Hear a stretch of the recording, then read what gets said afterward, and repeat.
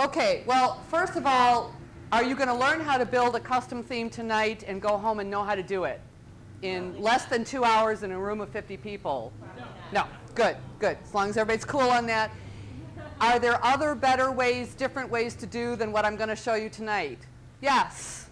Right? This is the way I do it. This is a method that it works for me. This is a format that works for me. It is by no means God's word, but it's a good way to go. So that being said, we're going to start here at underscores.me. This is where the starter theme begins. And all I need to do is add a theme name, and I would keep it one word simple or 2 words dashed. I would keep it simple, and then say generate. And what it's going to do is it's going to provide me a zip file of a stripped down basic theme. It's going to have all of the containers necessary to build a site. It's going to have some CSS. It's going to have the reset CSS, et cetera, et cetera. It's going to have some, the basic navigation is going to be kind of set up. But there's not going to be a lot there. So when you get this stripped out theme and you install it for the first time, when you install it, this is what we're going to end up with. It's going to look like this. Jan, what did you say when I first showed you this? And indeed, it is naked, but all of the elements are there, right? We have a title and a tagline in a header at the top. We have navigation, that home sample page, all one word. That's the navigation. We have our first post, because remember, default WordPress always starts with the first post. And then we have a bunch of useless stuff thrown into the sidebar. And then we have some footer credits down here. So all the stuff is there. All of those divs are there. All of that's there. But now what? I don't want it left aligned. How 90s is that? I'd like to give it some color. I'd like to do some other things with it. But everything that you've ever worked with started here, right? All of the other choices in a theme happen with CSS and with file structure, right? So this is the first theme, and when you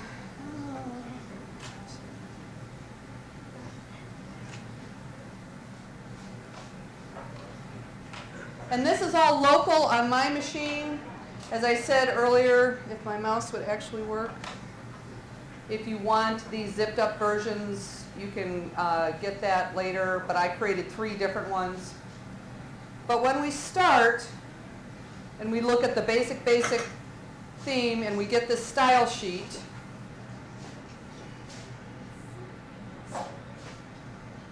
we get this. And here's the name. It was developed by underscores. The author was underscores. The description is description. So descriptive. And it is what it is. And in it includes all the basic Eric Meyer resets, which is awesome. It includes some global stuff, like the font's going to be dark gray and da-da-da-da-da-da-da-da. What else does it include? It includes some basic button stuff, standard web links, because we all love royal blue for a link, right? This is what everybody wants all the time. But there it is. It's just there. The basic alignment stuff that you need for photographs. You've all installed photographs on a content page, and you can say left, right, or center, right? This is the CSS that tells that what that is. Align left, align right, align center. So all of the basic stuff is here. Here's our navigation. But there's not a lot else. We've just set it up so that we have little tiny pieces working, right? Pointing out that by default it turns on a responsive navigation. There's lets you out if you don't. Yes, it does have a small menu thing in there, and you're right, I always change that out because I don't like it. I'm not going to get that far tonight. We're not going to get far enough to go into responsive tonight, but yes, that is something I do turn off. You're correct. And so let's go back. Oh, this sucks.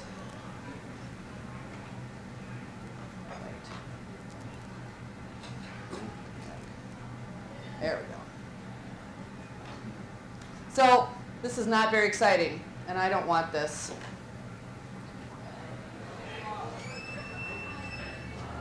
So the next stage, what do I do first? Well, you have to define some boundaries, right? You have to get it out of left alignment. You have to put it in the center. You have to kind of know what's where. And in this case, for this one, I colored the different divs so that you could see what was going on. Oh, this looks a ton better, right? Now I have a header, and so the different grays are different things, and I actually have an illustration for this. I can get it to open.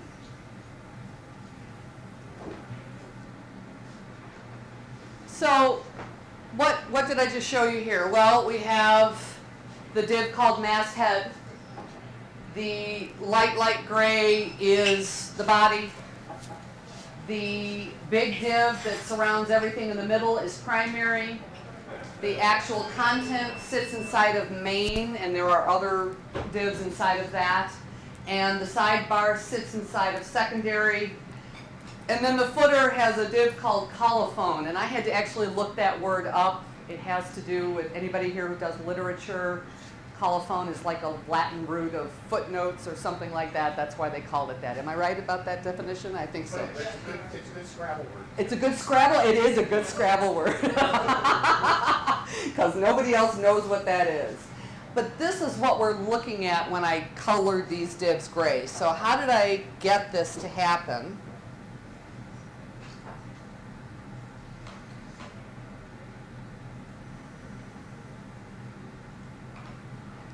I did a few things here in the style sheet. First of all of that reset stuff, I collapsed. You know, I don't need to go through 300 lines every time I'm searching for something of reset stuff. And if any of you are familiar with CSS minification, where you put it in as few lines and as few white spaces as possible, this is semi-minified. I did this manually as opposed to making it all one line that I couldn't see at all. But at least it gets me through it faster, and it takes up less space, it loads faster.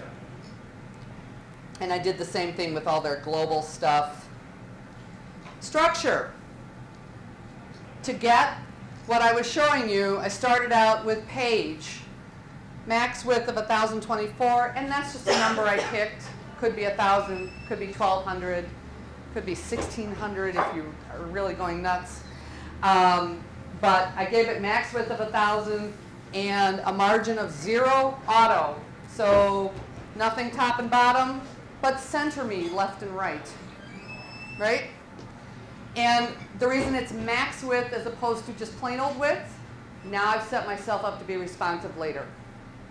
Right? By putting in max width, you know, now I can give everything else a percentage width, and the responsive is kind of baked in. So, oh, this is going to make me nuts. We need to get rid of some of these.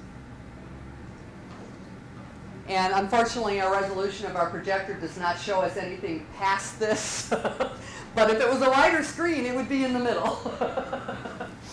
So I guess I can make it a little smaller so you can see that. But yeah, so I have, you can see what's going on there. What else changed? I gave the content some padding and that 1 pixel border and a border radius, and told it to give me a background of white so I could tell the difference. So when we look at, come on mouse, for me. See? anybody have a mouse pad? There we go. So this is the primary, right? White background, little border radius, give it that nice rounded edge. That's what I'm styling there. And I'm doing it primarily here so that you can see it. You may make this as a design choice. Look at that! It's awesome. Thank you. Oh, so much better. But you can see what's happening with the styles here and did that. And then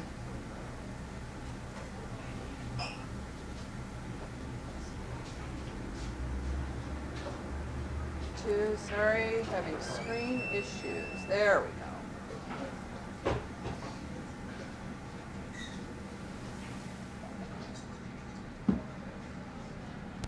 So that's the content, and then main, which is the div within that.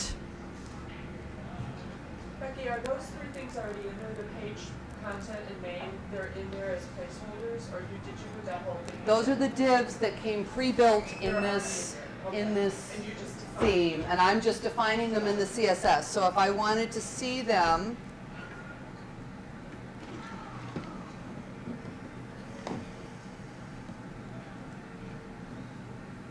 right? So here's the page that calls a page, right? These are all the divs. We're calling the header first. That's where masthead lives and navigation lives. That's in a different file.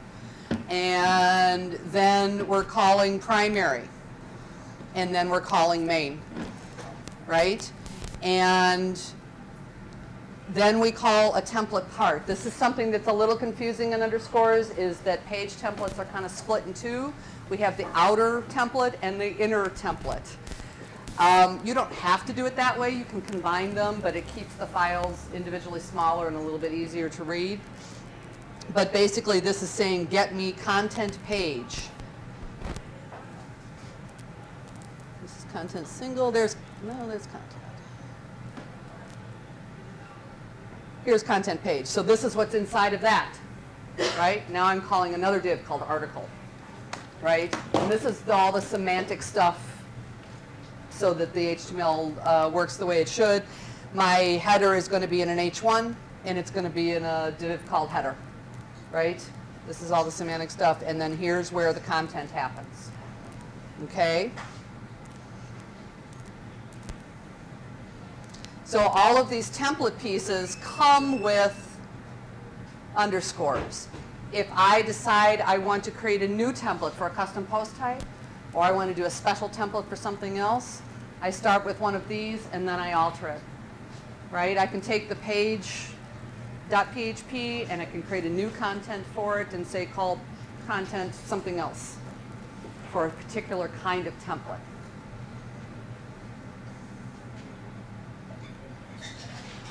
Oh, and I wish I had Michelle's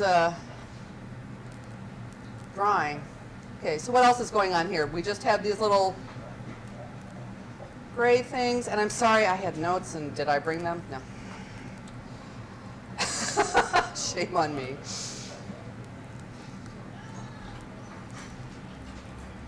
So we changed all this in the structure, and I think that's pretty much all I did in this first section. I haven't really done anything with the nav. I haven't done anything with anything else.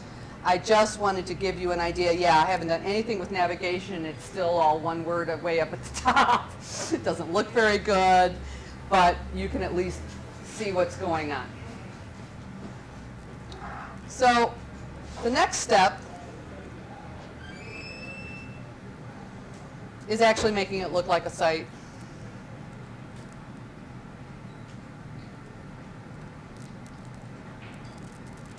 Oh, that looks like something.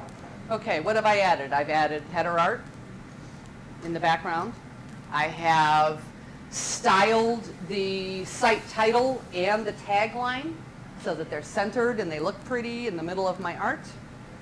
I have styled the navigation so that there's actually padding between the LIs and you can actually read them now. And they're not purple, and I've given them a background, right. I've also styled the color of the link. That's exactly right. I still have this basic white box for the content. I've taken out the special color for the sidebar because that was just kind of silly. And I still have a footer that says this was done by underscores, which I don't know about you, but footers to me are copyright of this particular site and maybe some other information, whatever the client wants. You know, maybe your own backlink if you're doing that, but it probably shouldn't say powered by WordPress, and it probably shouldn't have underscores me as a link there. So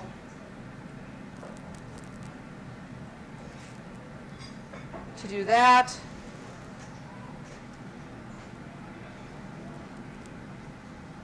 here's all the stuff I changed in the header. I put in the background image of a piece of art that I already styled. I said my site was 1,024 pixels wide. I made a piece of art that was 1,024 pixels wide, right? This is stuff that you have to match up in your design.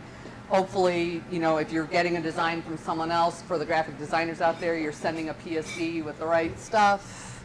How did you figure out which CSS tools to use For your file?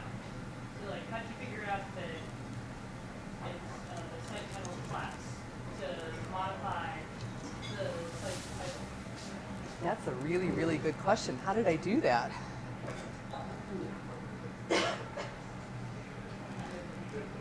So let's change back and figure that out. How did I know? Well, we can do it from here. It doesn't really matter. So when I look at something like this and I'm like, oh, I need to change that, or I need to adjust the margin, or I need to do something else, anybody who's doing development should be doing it in Chrome or Firefox. Firefox has an add-on called Firebug, and Chrome has it built in. It's called Inspector. So I'm going to, I right-clicked on it. And I'm sorry again, my screen is just not wide enough here. And I said inspect that element. And it takes me right to the link of site title. Well, the link of site title, I changed the color, right? But it was really site title that I changed, right? I gave it a font size, I gave it a margin, I again gave it that auto 0, you know, so that it would hit in the middle. And I'm wondering if we can have just a little more room here.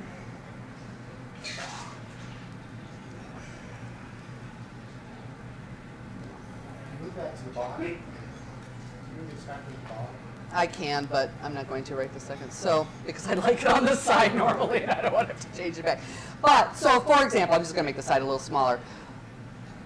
Inspector is awesome because, and I did this for Reno the other day, and he's like, will it stay like that? No. This is just for me to figure out what it is I need to change, right? So if I look at Inspector and I'm like, say that margin is just not right, it's not hitting the rainbow the right way, I need to double click on those measurements and change it to 30. Let's change it to 0, just so you can see what happens, right? I have not written on my style sheet, right? But this is going to help me determine what to write on my style sheet. Something else that Inspector does is it tells me what line on my style sheet I'm working on. So when I make these changes and I want to go back and fix it permanently, I know I'm looking for line 100. Well, that makes my life a lot easier when I do that. There I am on line 100, right? So now I can find it and I can fix that. I can adjust that. And I can say, oh yeah, no, I really don't want a 35 pixel margin. I want 0. And I can save it and come back here and refresh the page. And boom, there I am. Now it really is at 0. Now I'm going to go fix that again because I don't want it way up there. But you see what's going on here, right? This tells you where stuff is, because without Inspector, all these divs within divs within divs, what the heck am I looking at, right? And when you add a plugin often has their own CSS. And if it's a decent plugin, you should be able to overwrite that in your own style sheet if you need to change something, right? So, but at least you have an idea of what to call it. What is this class called? Is it a class or a div or what is it?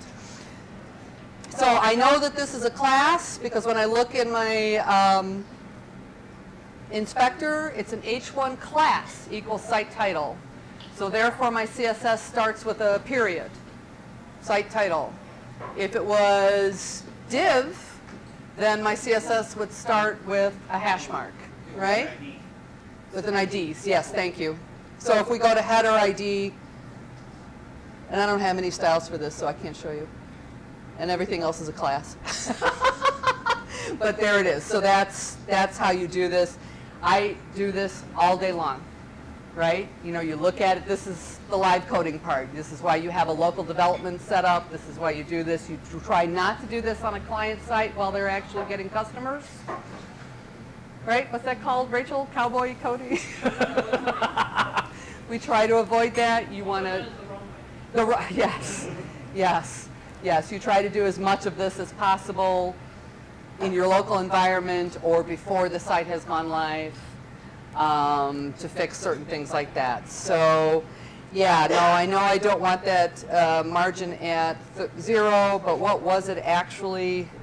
Was it 35? There it goes. Boom. How nice is that? Right?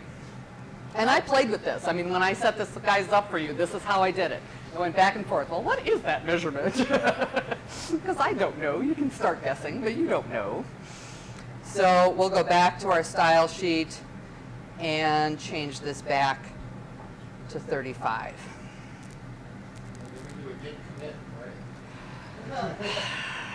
That's a whole different conversation. But yes, if you were doing version control, this would be. Rachel, when you're doing version control, do you do every line of CSS? Do you do a chunk? Do you? I don't write CSS, but I do like every functionality change. Every functionality change. Edit should say what you're editing and why. Right, right. So if you're just working on the site title and tag, you know, right. Button for donation page. Right. That's like what you're doing and why. Right, right. I am not doing version control on this, but yes, if you were, this would be where you might commit to that. Becky, you have a question? Quick question. Yeah. Sort of, question. How do you manage, what's best practices for protecting your CSS files? So you copy your original file and hold that, and then when you do updates, how do you protect that? So that when you make a big disaster change, that you get back to servers. How do you protect it? Well, version control is one way to do that. That's probably the most proper way to do that. I personally run backups of all of my work files in 2 different locations on a semi-regular basis. So if I really blow something up, I can go back to that and get to that.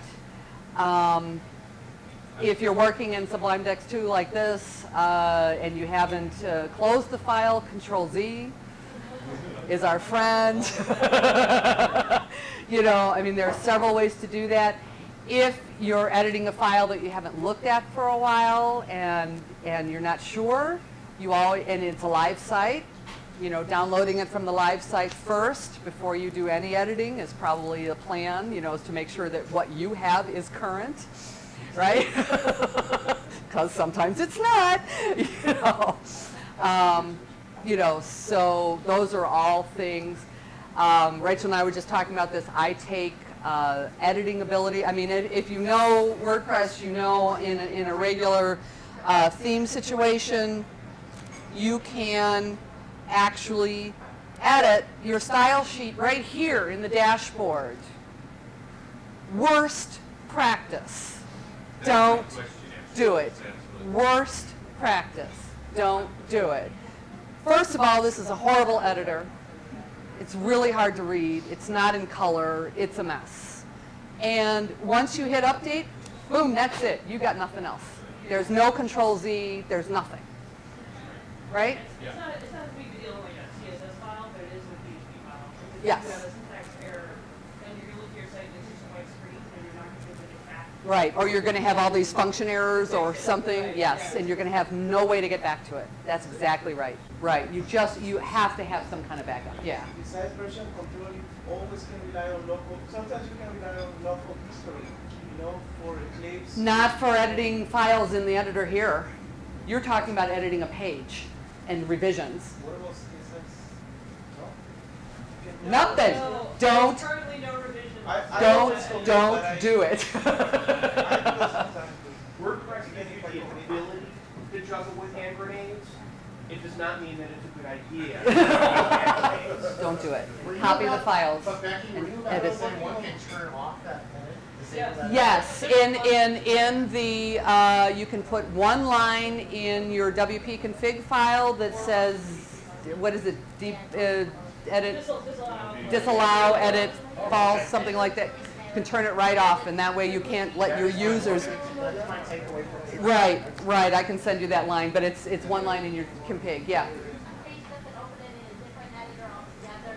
Check to see whether there's, where it could be color coded to show you.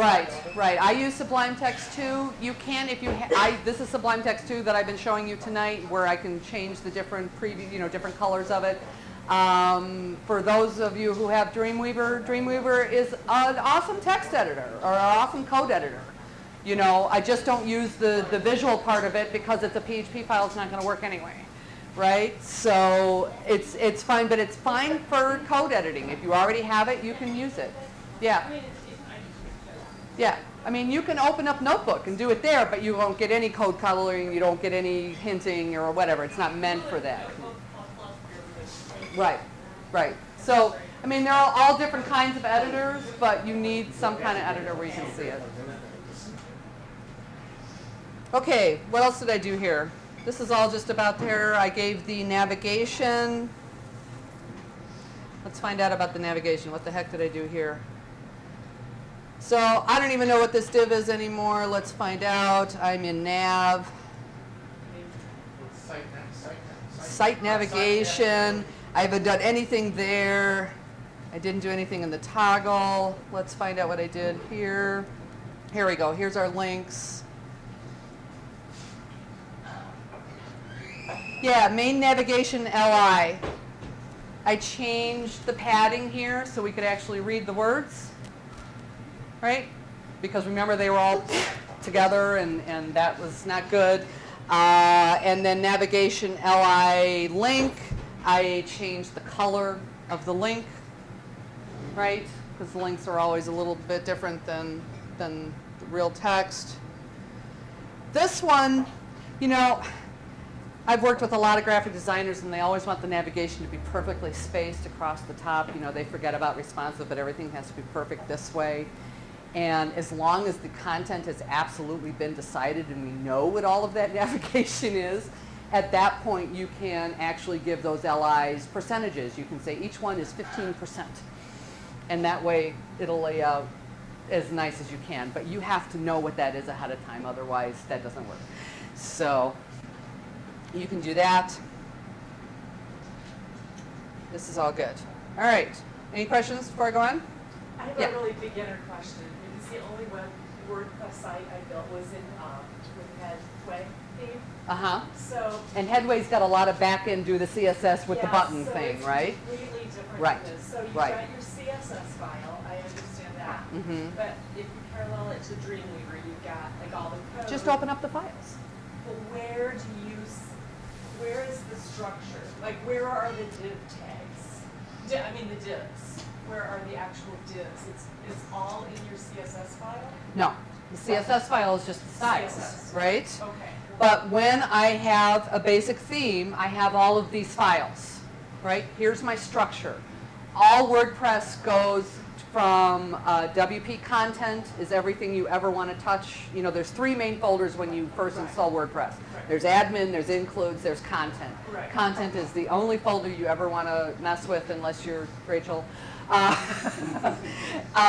And then inside of WP content, and we can see this here,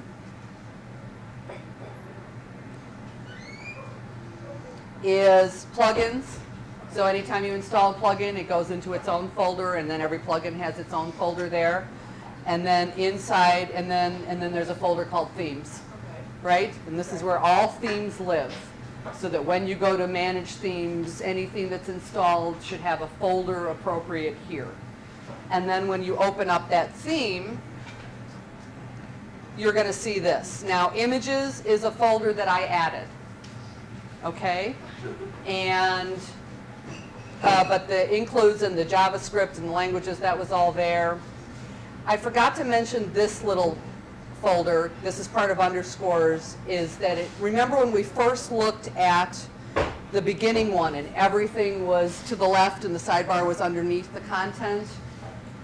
It's CSS that creates the sidebar. And under layouts in underscores, there's two files there. If I want a right sidebar or a left sidebar, I can include this CSS in my main style sheet, and boom, it works. And basically what's this saying is that content area now has a negative margin of 25% so that the sidebar can take over the other part of it, right? And again, this is all done in percentages so that when we get into responsive, you know, once I get down to a narrow enough screen, I may say content area is 100% and sidebar is also 100%, and you can just go below, right? But this is where you start. And so this was included in that second theme that wasn't in the first. CSS. This is still CSS. But you want to know, where are these divs? Yes. Yes, okay. So as we looked at, so we'll start with header. Oh, I see. Right? So everything starts with header. And this is where our body class comes in. Body class is very important. And again, you'll know this up in Inspector. If you want one particular page or one particular template to have different styling, you can call it by the body class. And then here's our header. Here's the masthead. Here's the site branding. Here's site title. Here's the description, right? And this is where our navigation is, also in the header. And right now, this theme is only set up to have one main navigation, so that when I start activating my menus, that's where this stuff's going to show up. You can, and we'll look at this a little bit later, create a secondary menu. Say you want a primary menu up here to have 6 things, but you want 6 other things in your footer. That can be a secondary menu that you put in your footer, right? So there's your header, and then we start with the div of content, ID content, right? And then we stop. That's the end of header. And that's all provided for you in underscores? Yes, all of these files are here. So then we go to page, and the first thing that page says is get the header, right? This is the magic of PHP, right? We're gluing together all these files. And now we get into div ID primary, right? Primary is our big box with all the content. And then we get into main, which is inside of that. And then it's also saying if we have certain kinds of posts. And then we get into the template parts. And this is where we're not going to get that far tonight of creating a custom template page, but this is where you start with that. Okay? And then we close out these main divs, and then we get the sidebar, and we get the footer, right? And those all get glued in as well, just like get the header, right? So the sidebar says start with secondary, right? That's my secondary div that can either float left or float right, or not float at all and be across the bottom, or be wherever I want to put it, and get widgets, right? There's one widget created in underscores. You can create more, and the next step up will show you 3 new widgets that I made to work in this. But this is where that all comes in. And then the final file is footer. This is where we close content, right? If you were all doing this in one, you could you could cut and paste all of these files together into one giant file and see the progression, right? But it's such a difficult file to work with that we don't do that. Plus, we want the header to remain the same from page to page to page, right? And here's where we get to colophon, our footer. And this is where, again, we have site info, and this is where all of the hard-coded stuff for underscores is right now, powered by WordPress and developed by underscores me, and we're going to change that on the next one. Okay? And then we close the footer, and we close the page, which was the first big giant div. And then you always have this WP footer down here. Never take that out. A lot of plugins and a lot of other things won't work if you take that out. And then we close the body and we close HTML. Does that make sense? So it's all the same stuff. It's just PHP glues pieces together as opposed to putting it all on one big page. Yeah?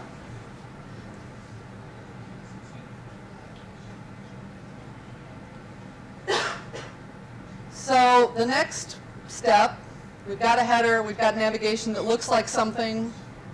Now we want to do something with the footer and add some widgets, because widgets are fun.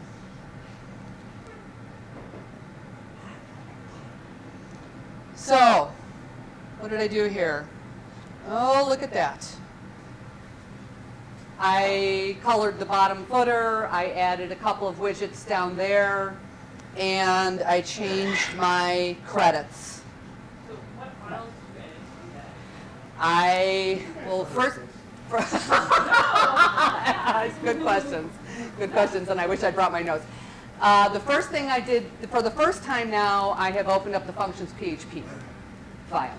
Because the functions PHP is where my menu is defined, where my widgets are defined, but I want to alter what I've got there.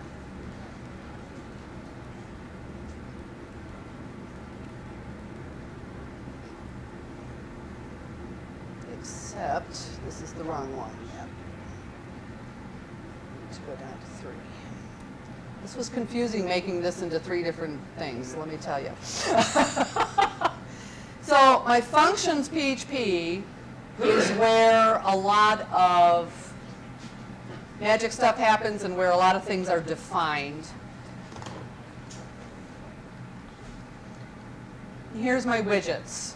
In the original functions PHP, there was one widget. And what I did here was I copied, and I actually, if you get these files, I actually wrote notes on all of this stuff. But I copied the register sidebar down to the double brackets or the double parentheses and made a new one. The one thing that you have to do is that every widget has to have a unique name and, more importantly, a unique number. Right? They're all sidebar, but they have to be 2, 3, 4, 5. You can number them however you want, but it's like a SKU number. You can't have 2 identical ones. Right? You have to do that. And so right now, if we look at this site, we're still on, oh, we're on 3. Let's go back to 2. So now when I go to widgets, all I have is the first one, sidebar, right? I don't have any other widgets. But when I activate 3, where I've added these widgets,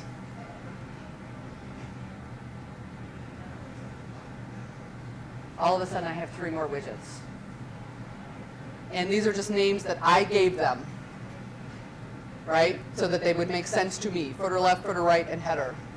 And do those actually have to begin with sidebar as the directly incremented numbers, or can you call them Fred and 1,000, 2,000, 3,000? I don't know. You can call it anything you want. You could probably call them anything as long as they're a unique number, and when you call them on the template page, you adhere to that. The name, I've never tried to call them anything is besides what will site. show up there, and then the ID shows up in the class. It's either in the div. Right, so here's the name and here's the ID. And when I go then to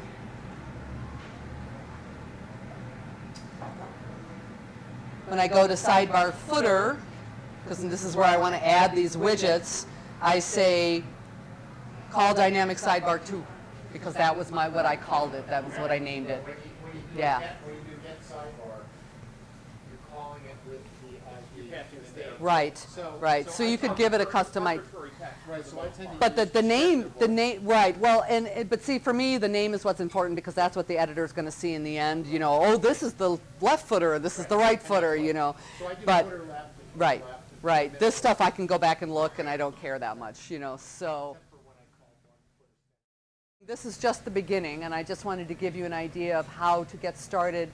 There's not very much written about underscores out on the net. There is one really good article from Web Designer Magazine, the UK magazine, that did talk about underscores, and that was where I figured out how to add the frickin' sidebar and turn off a couple of things. So.